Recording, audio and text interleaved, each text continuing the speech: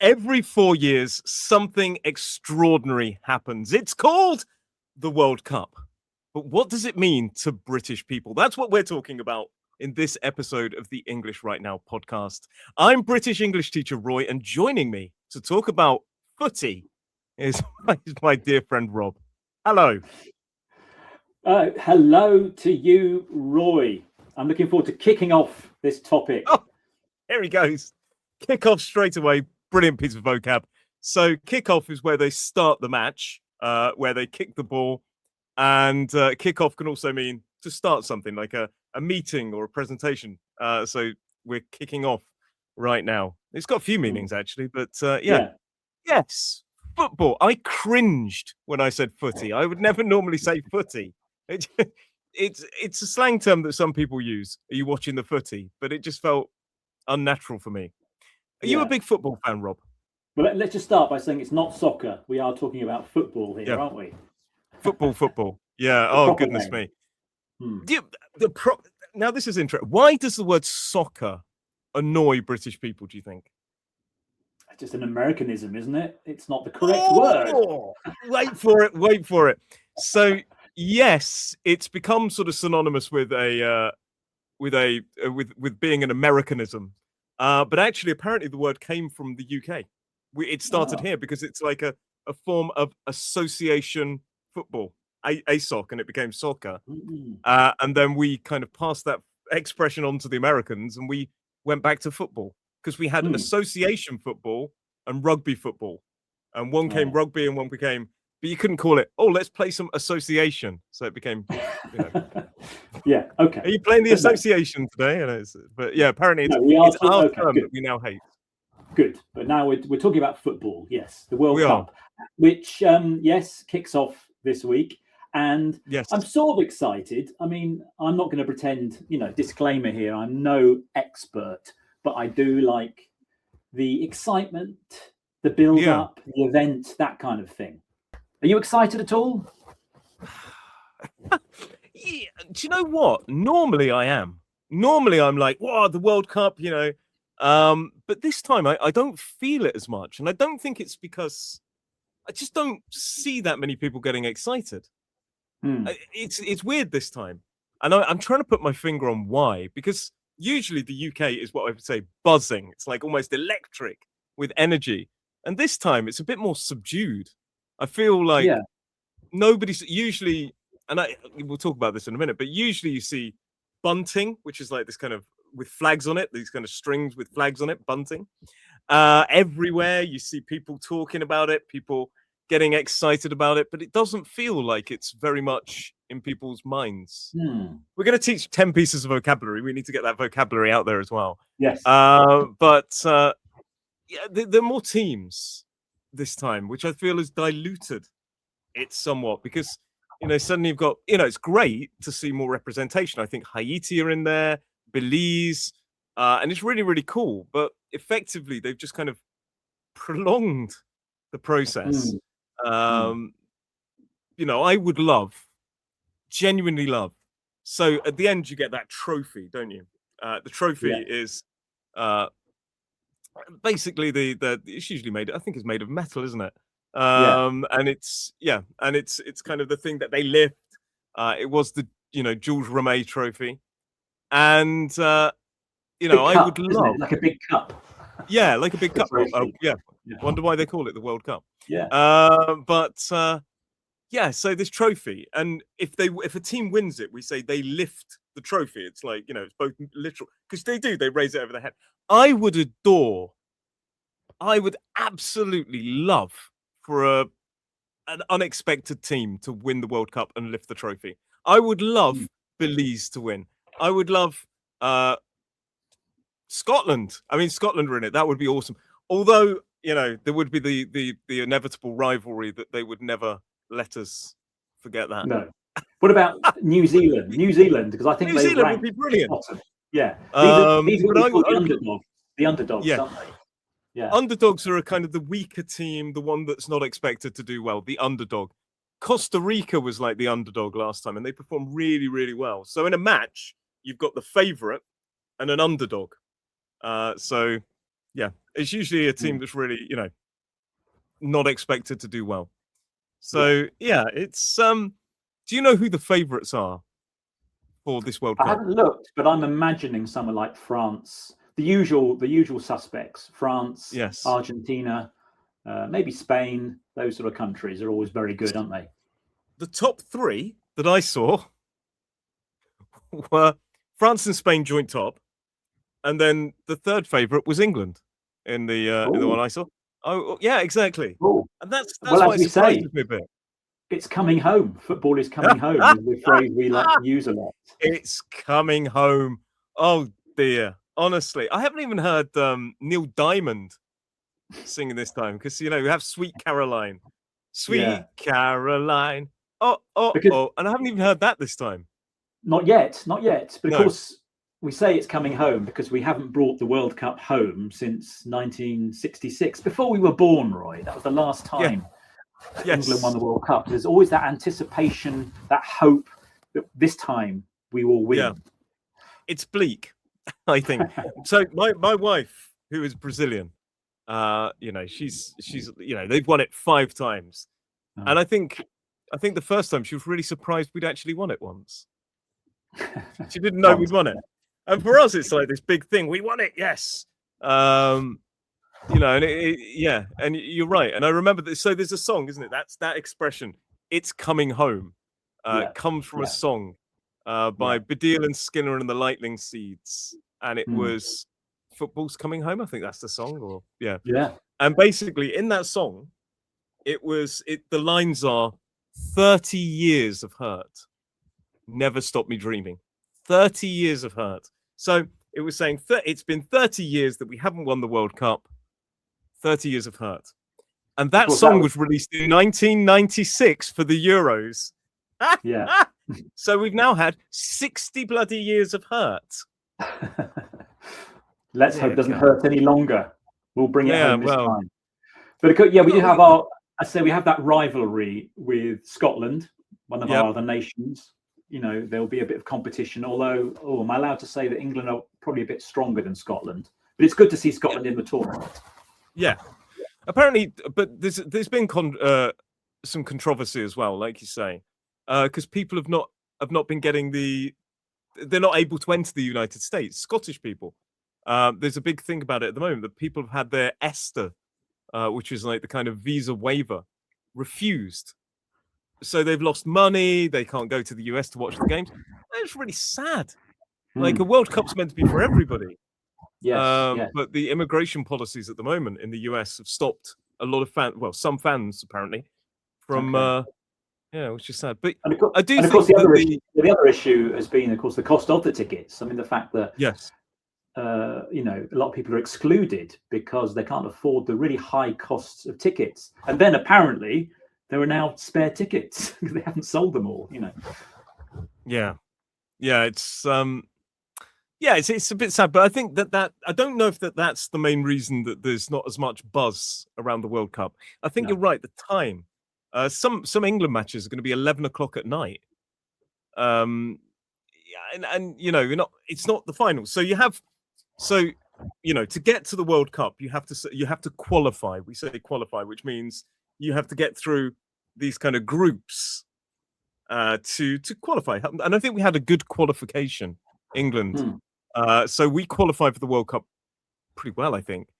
And then now we're in the group stages. So the first few matches are called the group stages, which is just basically groups of teams, 4 teams, I think there are, in each group playing. They call it the group stage. And we've got, do you know who we've got? Croatia. We've got Ghana and Panama. Perfect. So, I mean, the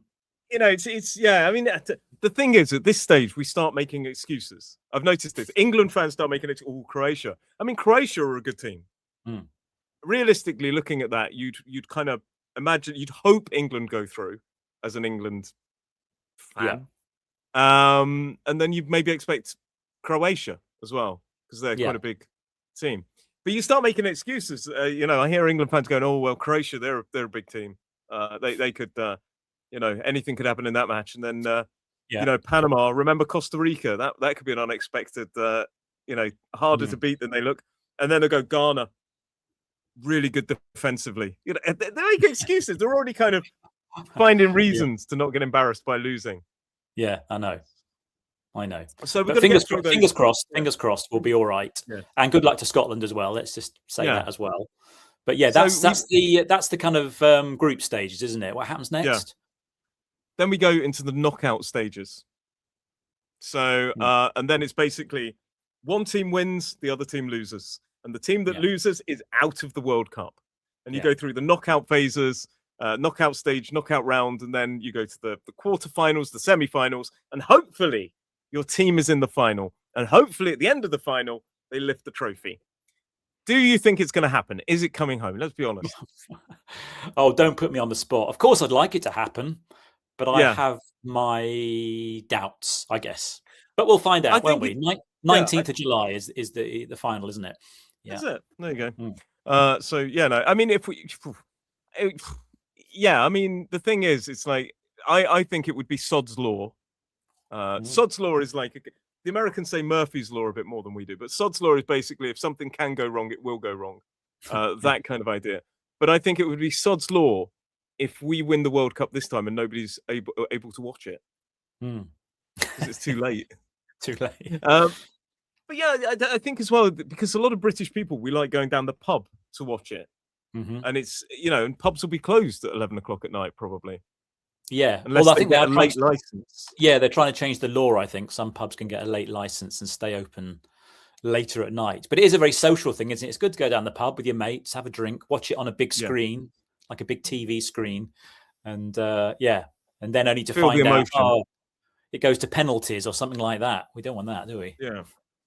No, penalty shootouts are England's nightmare.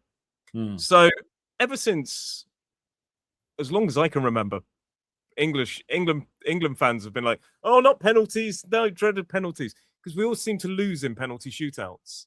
Yeah, that's the kind of thing, isn't it? And it's so penalty shootout is where at the end of the match, if there's no overall winner, you basically kick a ball at the net and hope to score a goal, and you hope you score more penalties than the other.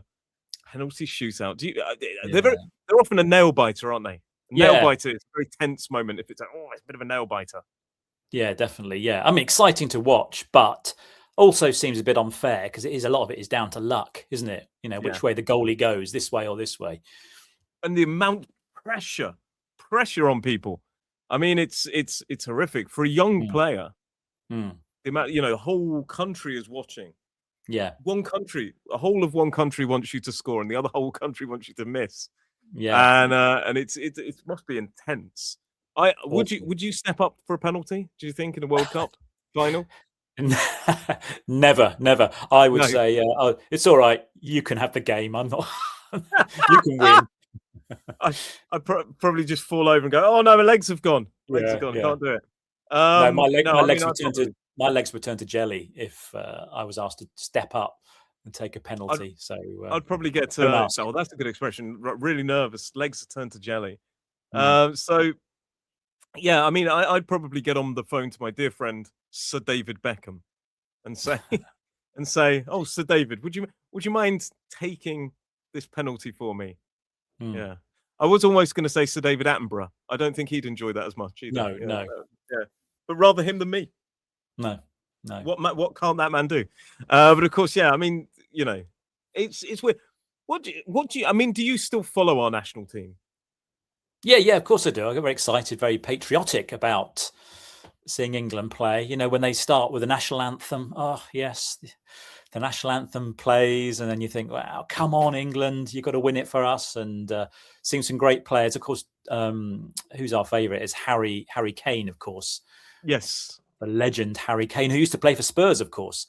Yes, used to be the operative word. He's our big goal scorer, isn't he? He seems to have been around forever, and it's intriguing because he's a prolific goal scorer. If somebody's prolific, they're very good at doing what they do, and prolific goal scorer scores a lot of goals. And he's prolific, but he's 30 something now. 31, mid-30s. It's a bit like his last World Cup, isn't it? Yeah, that's right. That's a bit like Messi, of course, who's also playing not for England this time. I mean, he's getting on a bit, but still an excellent footballer, and hopefully can score some goals for Argentina. Yeah, I mean, it's going to be probably the last World Cup for Cristiano Ronaldo, Messi. Although Cristiano Ronaldo seems to keep going. It's amazing, isn't it? He'll be playing in the World Cup final at the age of 78. You've got Cristiano Ronaldo, theoretically his last World Cup, Messi's last World Cup, Harry Kane's last World Cup.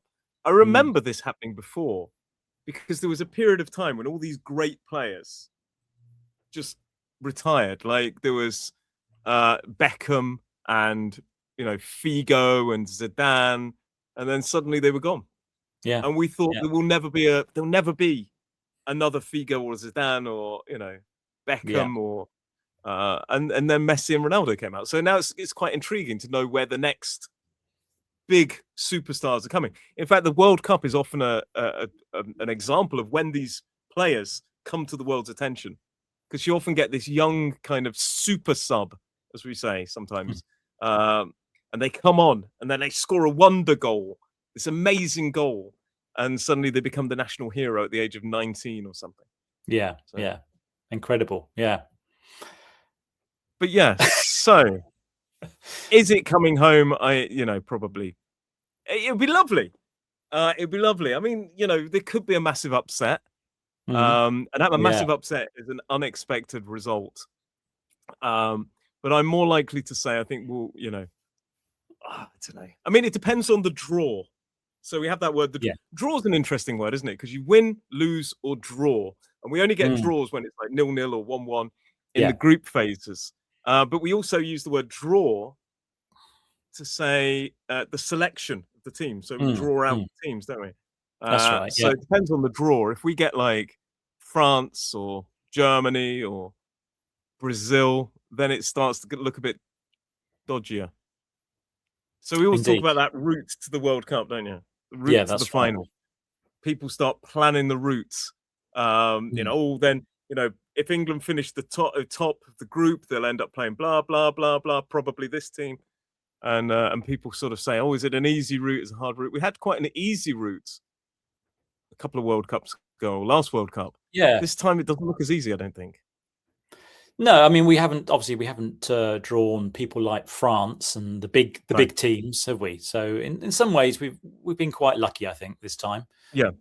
Croatia's quite a tough one to beat, but as we mentioned, the Panama not so much, unless there's a shock result, a massive upset. I think it would be. Yeah. If Panama beat England and then go on to win the World Cup, I would be incredibly happy. Amazing. That would be wonderful. Like I say, I would love to see a team unexpected win the World Cup,